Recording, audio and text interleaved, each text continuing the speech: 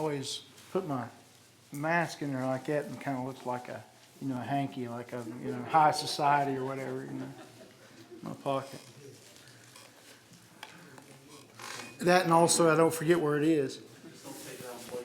Don't take it out and blow my nose with it. Yeah. Yeah. What's that? Yeah, camo, yeah. Exactly. Yeah. Good evening, everybody. It's good to see everyone. We're going to be tonight in Ecclesiastes chapter 4. We're going to cover Ecclesiastes chapter 4 and 5 tonight. We have tonight and the Wednesdays in May, and so I've got it scheduled out that we can finish it all. But I want to finish all of the book of Ecclesiastes before the end of May so that we will be able to do something different when we get done with our summer series, because June, July, and August we have our summer series. That schedule's all been done. Hopefully we'll have a good series with that. That should be able to, it's all done, like I said, I can put it on the board this week. Should be able to have that on the board this Sunday. You'll be able to see the speakers. Got a lot of the same speakers that we've had before, but I also have quite a few new ones. So some that maybe you haven't heard before. Well, anyway, I'm excited about it. We're going to do for our summer series, just to tell you, it's going to be a overview of, I think it's 13 different congregations from the New Testament.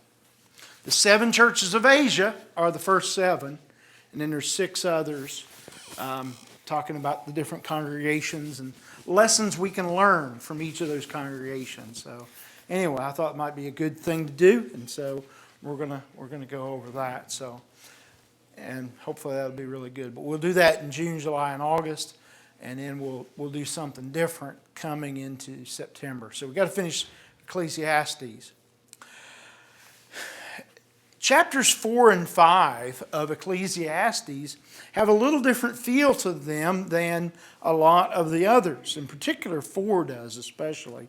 But what you'll see is, you look at 4. 4 feels a lot to me like the book of Proverbs. There are a lot of what I would call proverbs in this little chapter. And 5 kind of carries that over a little bit, maybe not as much, but there are a lot of proverbs in this chapter, and they really, because the book of Proverbs has the collection of proverbs, they from one proverb to the next don't really have a similar theme sometimes. This chapter does. The theme is that, the maybe you have a title over this chapter. It says something like evil under the sun or vanity under the sun or something like that. And what it amounts to is that, there are some things that are just not worth fighting for, not worth getting excited over. And there's a list of these proverbs that are in this chapter. Verse 1. Again I saw all the oppressions that are done under the sun. And behold, the tears of the oppressed, they had no one to comfort them. On the side of their oppressors there was power, and there was no one to comfort them. And I thought the dead, who had already dead, more fortunate than the living who are still alive. But better than both is he who has not yet been, and has not seen the evil deeds that are done under the sun. Then now I'll just make you feel warm and fuzzy. You're better off dead, but better yet is not even having been born. What's he mean by all of that? Well, what does he mean by all that? He is, when you look at this book, you got to realize this is, Solomon the king. This is Solomon with all of the wealth and the wisdom and all the things that go with that. But he is really driven to madness largely because of he's chasing after all the wrong things. And when you focus on all the wrong things, then yes, he is saying that you're better off away from all of this. And better off not to see, not to know the evil things that are done under the sun. And so, yes, that's true. And again, as wisdom literature often does, it is not necessarily the truth on all aspects, but yet it is a truth that is, something that you can get out of it.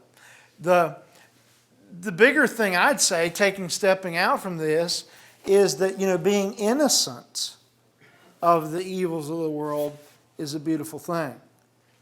And, recognizing that, especially like those that are young, that they do not hopefully have to experience those things for a while in their life. Why it's important, if we can, to help them stay that way, innocent, and not try to get them to grow up too fast. You notice there is hope in this, though. The best is the one that's not yet born. See, they get to come and experience, and there is optimism that maybe the next day might be better. That is there. He says in verse 4, "Then I saw that all toil and all skill and work coming from a man's envy of his neighbor. This also is vanity and striving after wind. The fool folds his hands and eats his own flesh. Better is a handful of quietness with 2 handfuls of turmoil and striving after wind." Again, it's noticing the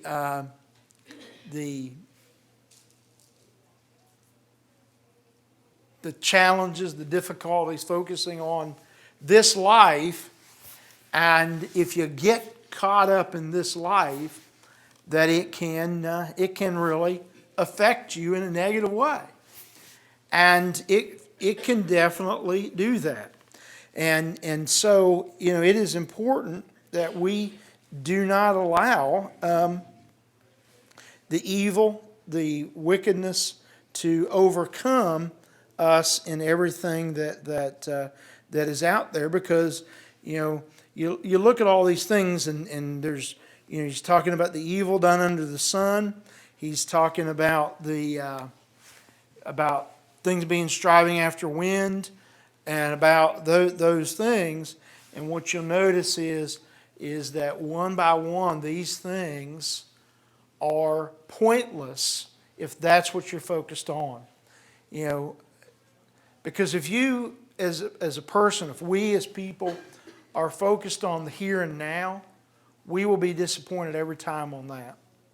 A passage that comes to mind, thinking about this, Romans 12:21, the end of Romans 12, and it's a passage I love very much, and I mention it often in sermons, and that is, "Don't be overcome with evil, but overcome evil with good." And you just think about that it's easy for the bad, the negative, the evil of this world to overwhelm us. But instead, what our role is, what our job is to overcome evil with good things, with good actions, with that. And I'd say, when you look at the book of Ecclesiastes, there was a big portion of Solomon's life that the evil was overcoming him. And what we're seeing in this book is him working through that. That's the thing I love about this book, is not because it's a cheerful book all the way through, because it's not. But you get to see a window into the soul of Solomon, and get to see just how real the struggle was and his coming to an understanding that as we get to the end of the book, that fearing God and keeping His commandments is what it's all about. And so the struggle along the way will help us because we might see ourselves in that struggle sometimes. Kathy? I always look at this book as a musing by Solomon. It's almost like he wrote it to himself. He was writing down his thoughts. It's a contemplative book and it's a progressive book. As he contemplates all these things that have come about in his life, everything he's experienced, he could have been an old and bitter man. But the consequences of all these things pointed him back to where he began, which was when God asked him, "What can I give you?" Right. And so he comes back to God was the answer to all of this. Yeah. Yeah, Kathy brings up a very good point and something that really you could think about. In a way, it's almost like a diary. Yeah. Kathy was saying that, you see this book, it almost looks like he's writing it to himself. And then when she said that, I thought, well, that kind of sounds like a diary. Because yeah, it's just it's his kind of working through it, his personal working through it of his life and his happiness and all that.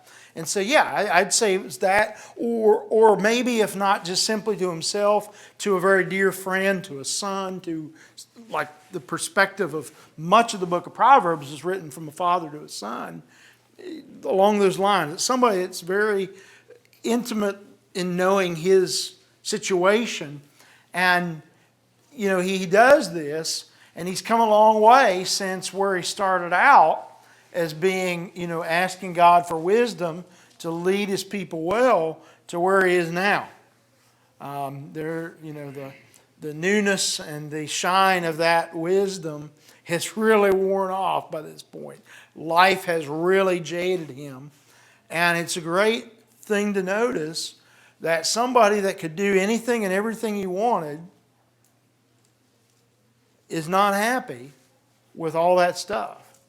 The things in this book that are positive are the points in which Solomon doesn't talk about things but experience. And so that is what is very important. Look at verse 7. Again, I saw vanity under the sun, one person who has no other, either son or brother, yet there is no end to his toil. And his eyes are never satisfied with riches, so that he never asks, "For whom am I toiling but depriving myself of pleasure?" This is also vanity and unhappy business. He's talking about somebody that's alone, that's working hard to take care of themselves, but yet they don't have anybody to share it with. And so, realizing that is a vain thing to be doing. What's that? He was a great observer of things, and that's one of the things that the book does give to you is an understanding of the things he observed and what those mean, and how that brings about that. But also, I agree with Kathy and Lois completely. Don't agree with me though, do you? I agree with you too. Oh, okay. It reminds me of what Paul tells us in 2 Corinthians 13 to examine ourselves. Solomon's defining himself what he's doing. Yes. And that teaches us to do some introspection in our own lives as well, in the same manner. Right. Yeah. What Tim is saying is that in Paul writing in 1 Corinthians that we need to examine ourselves, and so we need to look. It's 2 Corinthians, isn't it? Yeah, 2 Corinthians. That we need to examine ourselves to see whether we're in the faith, and that is very true because that introspection is a lot of what Solomon's looking at. He's looking at the introspection with himself, and then he's turning that to other people. I don't know that he's necessarily judging other people, and that's not what Tim said, but that's just kind of me adding to that. I don't think he's really in a judgment state, but he's seeing his inequities, and he's seeing it in other people. But he's struggling with all those things, and yeah, we need to examine ourselves, look at ourselves, and understand where we are and what we're doing. This next few verses, 9 through 12, is one of the more famous verses in the Bible. This is really good stuff right here. I mean, it's more famous in Ecclesiastes. It's a great, great example of some of the wisdom that's here. Like I say, it's probably one of the most famous things out of the whole book. 2 are better than 1 because they have a good reward for their toil. For if they fall, one will lift up his fellow. But woe to him who is alone when he falls and has not another to lift him up. Again, if 2 lie together, they keep warm. But how can one keep warm alone? And though a man might prevail against one who is alone, 2 will withstand him. A threefold cord is not quickly broken. And his point is that having a companion, a helper, is very valuable for so many things. Valuable in many ways. And really valuable in most every aspect of life. And so, what someone else that's in your life that has your best interest in heart is very important. He says, if 2 of you are going along, one of you gets hurt. Having a second person there to help you with that can be a big deal. It can be very important to help you. And so it's a very important thing. And so it's a great example of the need for somebody else, the need for having people in your life to help you. And of course that fits in any aspect, every aspect of life in which that would be the case. Jesus sent the apostles out 2 by 2. Absolutely. And that's what we looked at here a couple of weeks ago, in our study on Sunday night, that Jesus sent the apostles out 2 by 2. He did that, made sure that they had somebody with them, and that because there is somebody there. One of the things in life, and when I talk to young people that are thinking about getting married, that having somebody there to help you, and that's what that is important for, is that when one of you's having a bad day, the other one can help, and because who knows, it's going to be probably a short time until the roles will be reversed, and then you help each other with that, and that's very important, and in that way we can be beneficial to each other, and certainly with all aspects of life that's true. I think it's very important too, and the older I get, the more I realize how truly important it is, if you're blessed with that person, to treasure them. Right. It's a gift. Absolutely. Yes. Yeah, with those people those people in your life, yeah, that's a great gift. You're exactly right, Jamie. We all probably have quite a few people in our lives, but in reality, there's only a handful of them that really matter. And, some of us that are on Facebook, we have a bunch of friends. And, I've got around, I think, 1,300 of them. And now all those people are people from my life at one point or another, having preached in 5 different states. I've got people from each of the congregations I was at, so the number piles up, in church camp and other things. And there's a lot of good people on that list. But when it really comes down to it, there's only a handful that really that are there through everything in my life, and those matter the most. Another thing, about what you're saying, Jamie, there's a tendency a lot of times with people, and any one of us can be guilty of this, that we are sometimes very good to the 1,200, but we reserve the worst of us for the 5 or 6 that we're the closest to, or should be the closest to. And so, back to what you said, it's very important that we treasure, and certainly I know you're talking in particular about Jim, but, I would add to that, your children, your parents, your close friends, those people that are there in your life, those your very inner circle, you might be nice to everybody, but that group you want to be the most nice. You want to be the best to, and that's so important that you do that, and that's very true, that we treasure those that will be in that situation. Any other comments, questions? I think that goes back to Genesis 2:18, God made us a helpmate. Yeah, God made us a helpmate. And you know what? Something that we don't realize, that woman was not created to do everything a man can do, but in fact, a woman was created to do everything a man can't do. And never intended to be competing forces, but to be complementary, supplementary. Because and that's the way that a woman is better than a man in so many ways, and the vice versa is true. And so, it was never intended for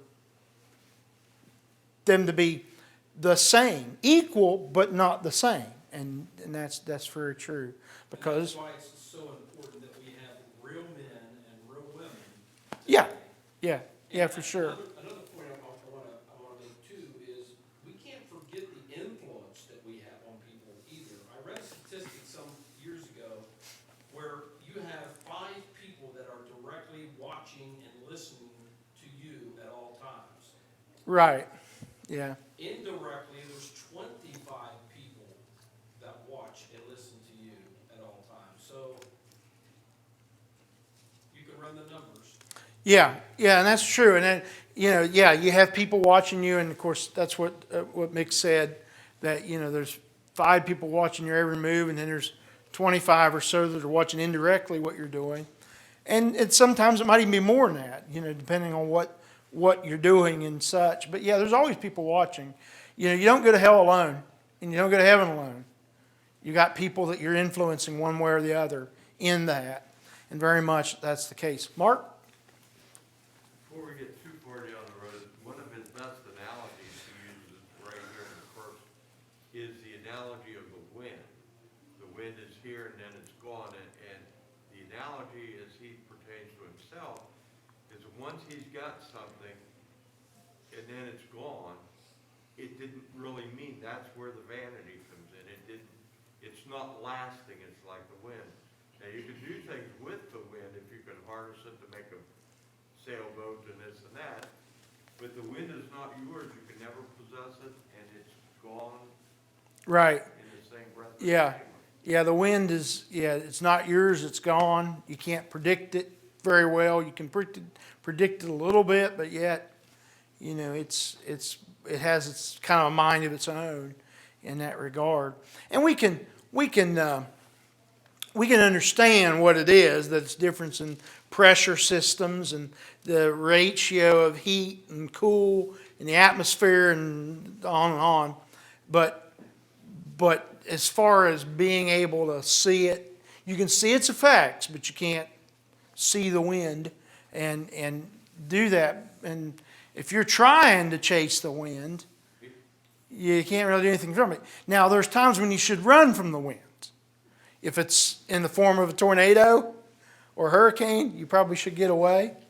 But you definitely can't see it. And then again, what you're seeing with a tornado is the dust and debris that's blown up in there, or the rain or whatever.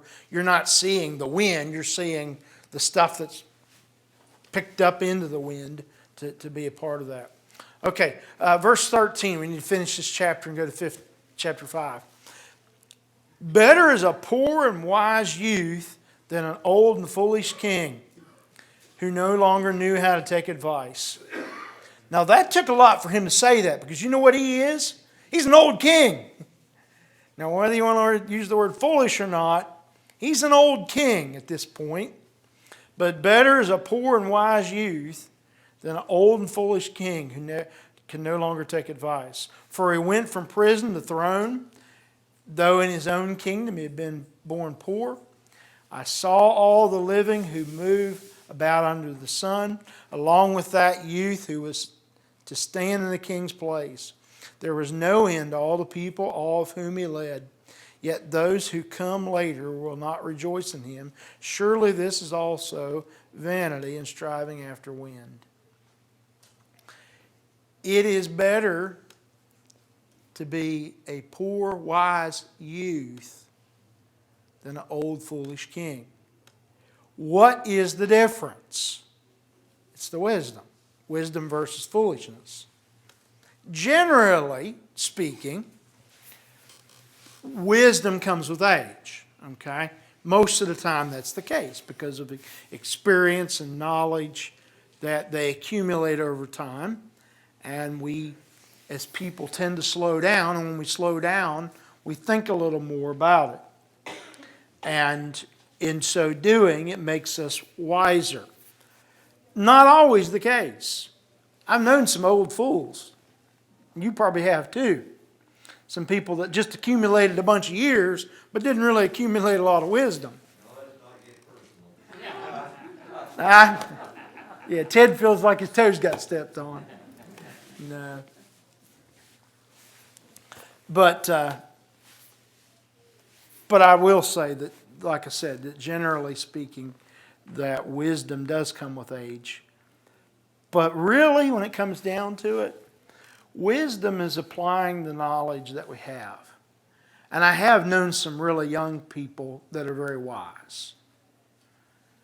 And wiser than some older people I've known over the years.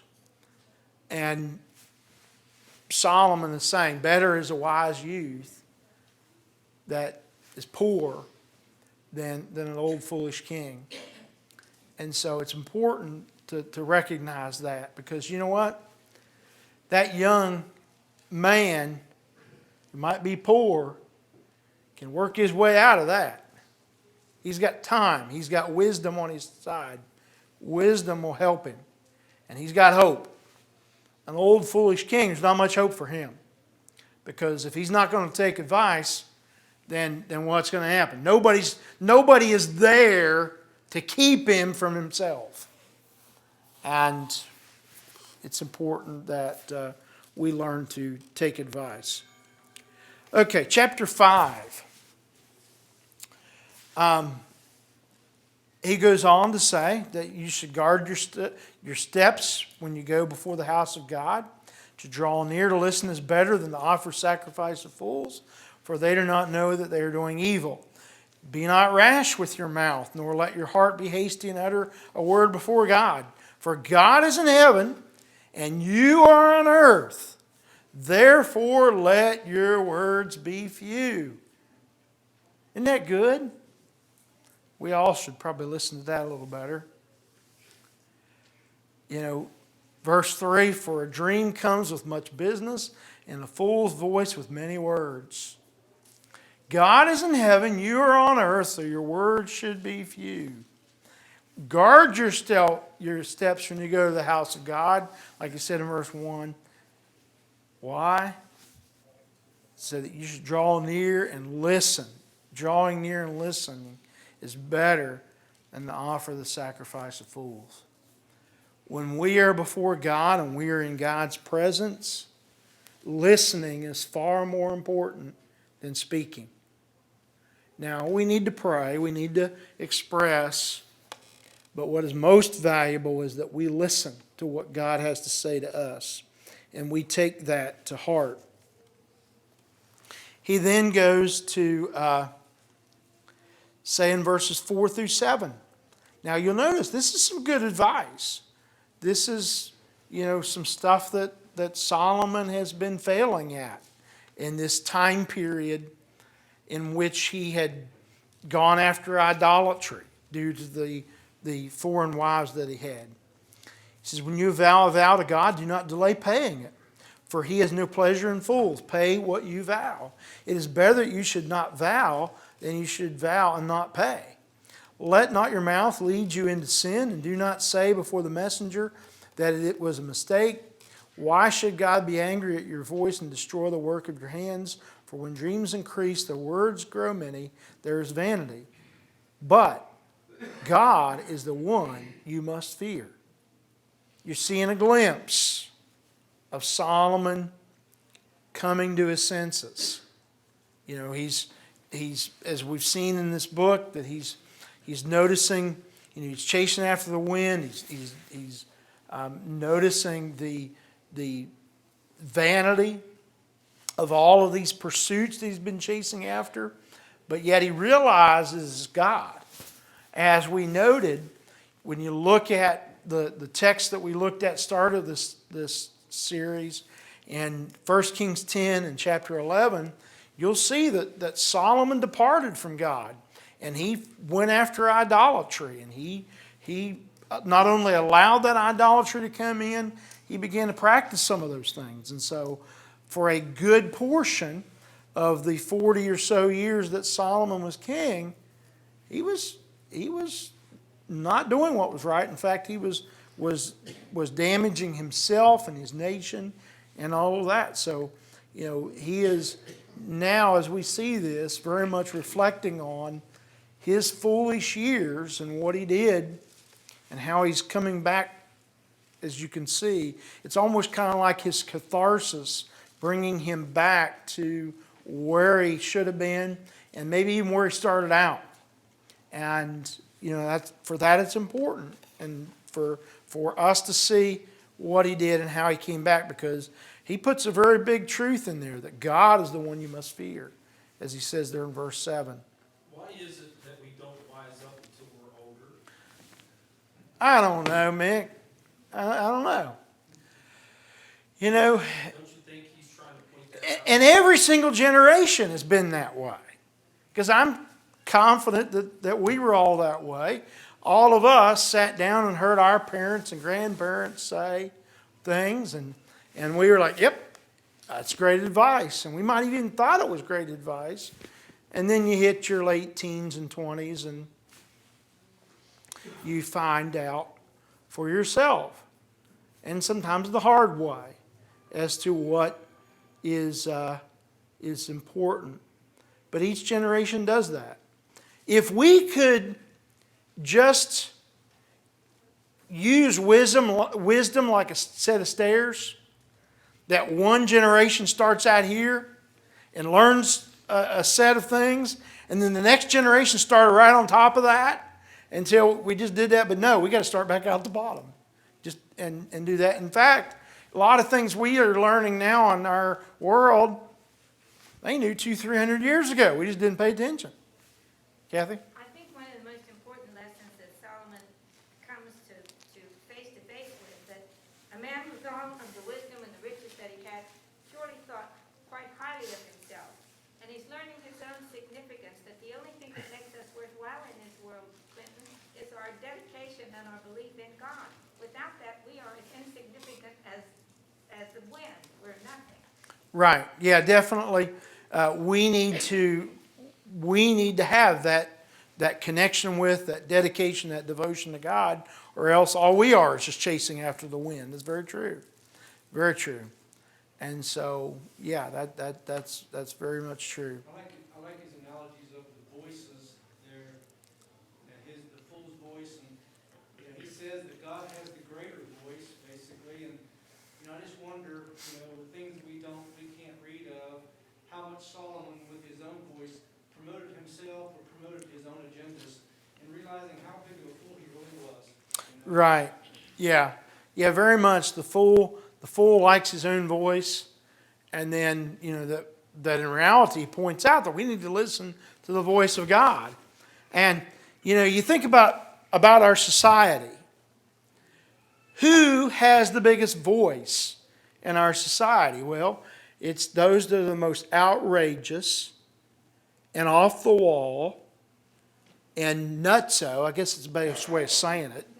If you are outrageous and nutso, you can get your own television program. Because normal people that think straight and use wisdom and discernment don't get television shows. And that's really in both, that's completely regardless. Almost maybe I want to say irregardless, which is not a word, but completely regardless of what it is. It's usually the most outrageous people that get the television show because of that. But you look at that in light of this, the fool's got all the words, and we should listen, be careful to listen, especially to what God is saying.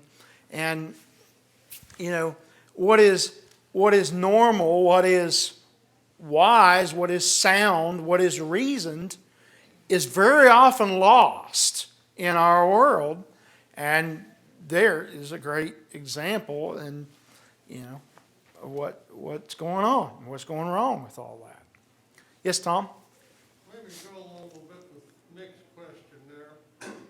Yes, like, you don't get wisdom, you get old. Throughout your life, the more experiences you have, the more wisdom you have. Yes. So, as that continues on and you get older, there are certain things that you have learned through your experiences in your life. Right. Yeah, there are things you learn by experience. I heard an illustration not long ago that there was this large Navy ship that was having problems with its nuclear reactor, and this big engine. And they called in this specialist. And he came in there, and he spent about a half hour, and he tapped on this one part with a hammer, and all of a sudden it sprung back to life. And he gave them a bill for $20,000 and $20,015, I think it was. And they said, well, you only spent a half hour and all you did was tap on it with a hammer. He said, well, the $15 is for tapping on it with the hammer. The $20,000 is for the 35 years of experience of knowing where to hit it. You paid for my experience of where to tap. And that's true, because nobody else is going to know where to hit it. No one else is going to know what to do. Knowing you're paying me to know where to tap that. And that's what that point is, and that's because of that experience. Jim, and then back to you, Tom. And like you just said to that guy, but the experience is meaningless if you don't apply it. Oh, absolutely. I mean, experience doesn't make you know where to tap that. You could 27,000 times over go into the same job. If you don't apply Yeah. your knowledge and you don't enact on it, experience is useless. Yeah, I probably could do a lot of things like, with wiring or whatever. I could watch some YouTube videos or whatever, and I could probably muddle through stuff. But then I could call a guy in like Tim Gump that's taught electrical training at the Votech Center and had his own electrical contracting business, and he could come in 10 minutes and do what I could thrash around for a day or two and may get right, and that's the difference. And, if your house is, you want to make sure the electrical's right, you pick somebody that knows what they're doing and they just come in and do it. But yeah, we can thrash around, try stuff, but knowing somebody that knows what they're doing can come right in and do it in a moment and take care of it. Tom? A guy told me one time, he said, if you want to know what an expert is in something, he said, it's anybody's got a briefcase more than 25 miles away from home. Okay, an expert has more than 25 miles away from home and has a briefcase. This discussion that we're having is a great segue into the gift that we've been given by God, which is the cleansing blood of Jesus Christ. That is why we have that gift, if we want to accept it, during those stupid years of our lives. Yes. Yeah, hopefully we do like the prodigal son and come to our senses during the stupid years of our life and come out of that and learn and grow from that and are better for that. Yes, that's certainly true. I'm not going to look at everything in this, but because I would definitely want to finish chapter 5 tonight. Look at verse 10. Let's skip down to it. He who loves money will not be satisfied with money, nor he who loves wealth with his income. This is also vanity. When goods increase, they increase who eat them. And what advantage has their owner but to see them with his eyes? Sweet is the sleep of the laborer, whether he eats little or much, but the full stomach of the rich will not let him sleep. You probably could remember that. Probably some of the worst nights sleeping I've had in the last 20 years because I ate too much. Wouldn't you say? I mean, let's face it, a lot of times that's probably what it was. We ate a big meal and we ate it late in the evening. And, anyway, So that there's truth to that. But days that I worked very hard, did a lot of physical exertion, it didn't really matter so much what I ate. I went to sleep. I was tired. And that's very true, that sweet is the sleep of the laborer, whether he's had a big meal or not. But anyway, some great truth to that sleep is pleasant to those that have worked. Verse 13, there's a grievous evil that I've seen under the sun. Riches were kept by their owner to his hurt, and those riches were lost in a bad venture. And he is the father of a son, but has nothing in his hand. He came from his mother's womb. He shall go again, naked as he came, and shall take nothing for his toil that he may carry away in his hand. And again, he talks about the grievous things of that is a gain and toils for the wind, at the end of verse 16. Verse 17, moreover, all his days he eats in darkness, and much vexation and sickness and anger. Here, verse 18 through 20 is where we'll end. And this is one of the wise things in the book. It's similar to some of the other stuff he says in the earlier chapters and even some in the later. But look what he says here. And this is the secret to it, being content with what you have. Behold, what I have seen to be good and fitting is to eat and to drink, to find enjoyment in all the toil with which one toils under the sun, the few days of his life that God has given him, for this is his lot. Everyone also to whom God has given wealth and possessions and power to enjoy them and to accept his lot and to rejoice in his toil, this is the gift of God. For he will not much remember the days of his life, because God keeps him occupied with joy in his heart. The things that are joyous, the things that are good, is to enjoy what you have.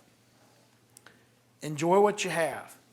You know, it doesn't take a lot to fit this. It doesn't take great wealth. It doesn't take great things. Just enjoy what you have. And that is very much the secret of life, is enjoy where you are.